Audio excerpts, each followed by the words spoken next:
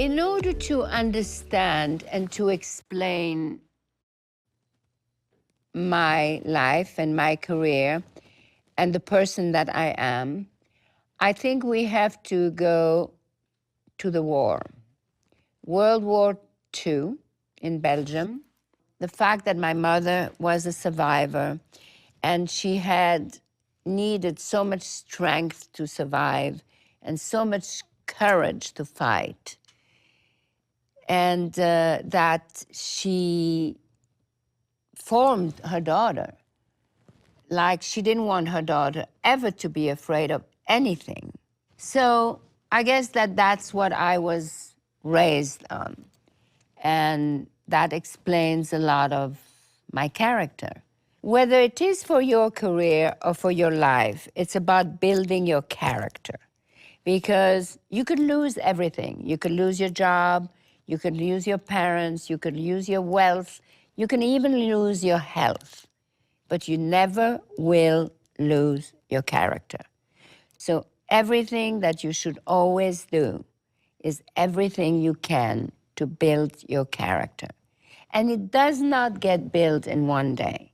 It's little efforts after other efforts, after other efforts, after other efforts, and being in charge of your life, however it is, however difficult it is. Sometimes there's collective madness out there, or there's bad things, but your character is something that no one can ever take away.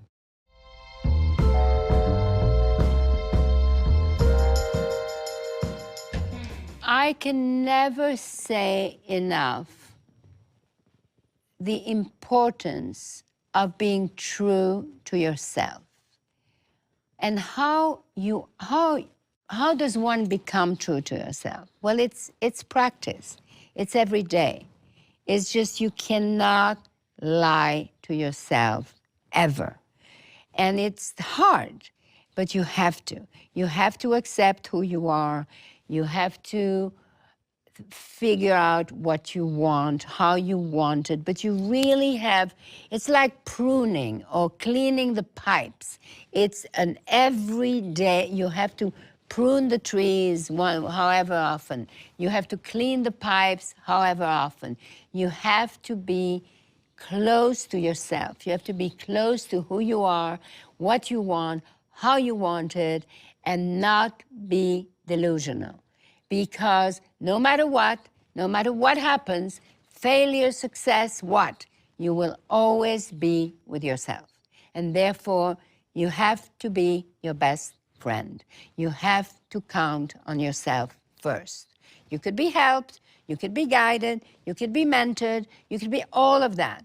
But at the end, you have the keys to your destiny. And that is important.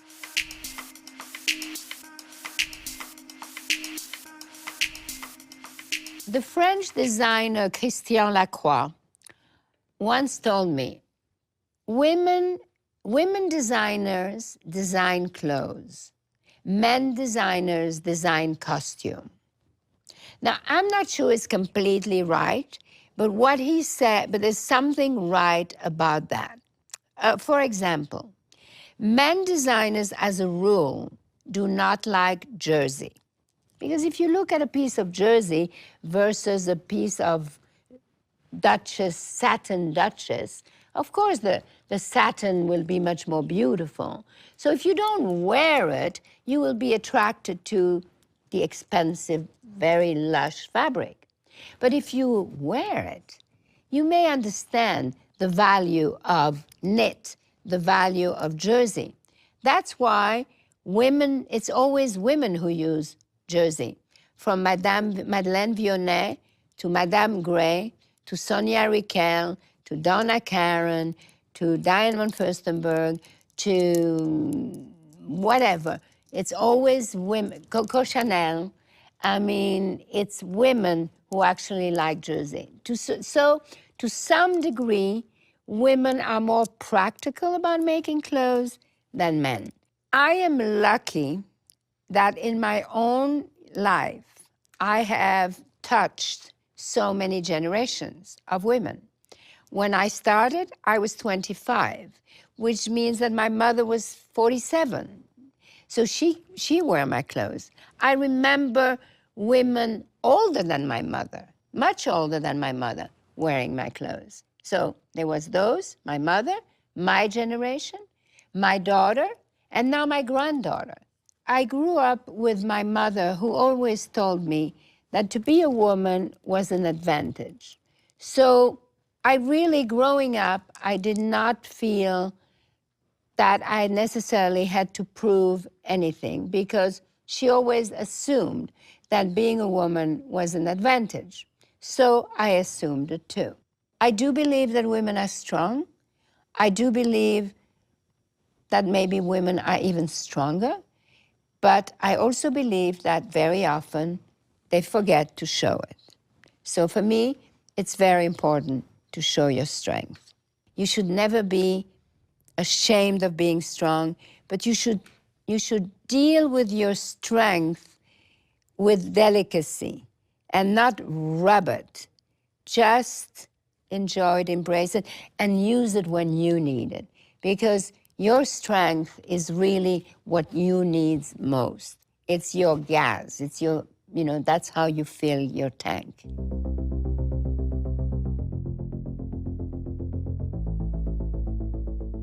Confidence is everything. I mean, and confidence is completely magical, because sometimes you don't feel confident, and then you wake up and say, okay, pop, and poof, things happen. It's very, and I always talk about, we always talk about the woman across the room, right?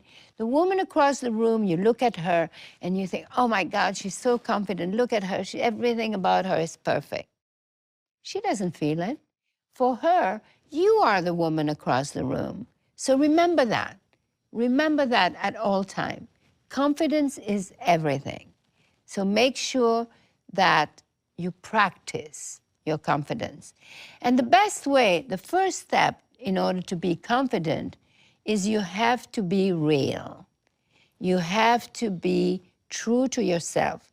Because the truer you are to yourself, the easier it will be to be confident.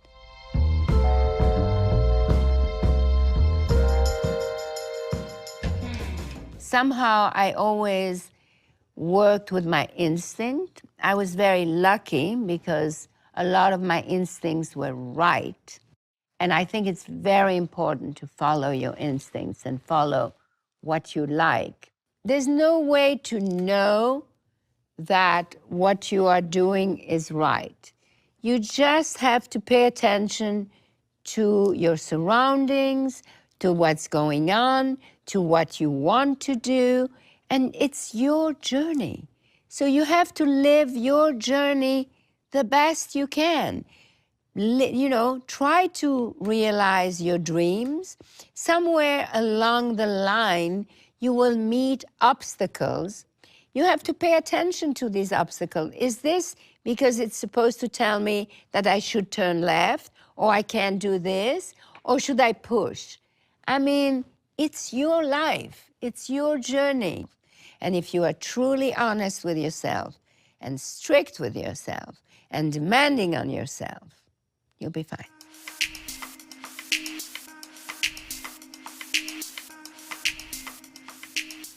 The most important thing to understand about success and failures is that they live together at all time.